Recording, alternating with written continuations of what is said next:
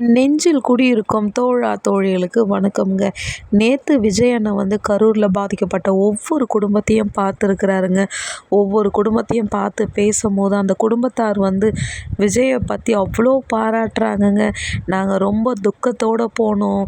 ஆனால் விஜய் வேறு மாதிரி பண்ணிட்டாரு. ஏன்னு கேட்டால் ஒவ்வொரு பெரியவங்களோட கால்லையும் விழுந்து, அம்மா என்னை மன்னிச்சிடுங்கம்மா, இந்த தவறு என்னால் தான் வந்தது, என்னை மன்னிச்சிடுங்கம்மான்னு அழும்போது எங்களால் தாங்க முடியலங்க. நாங்கள் விஜய் தம்பியை பிடிச்சிக்கின்னு அப்படி கட்டி அழுந்தோம்.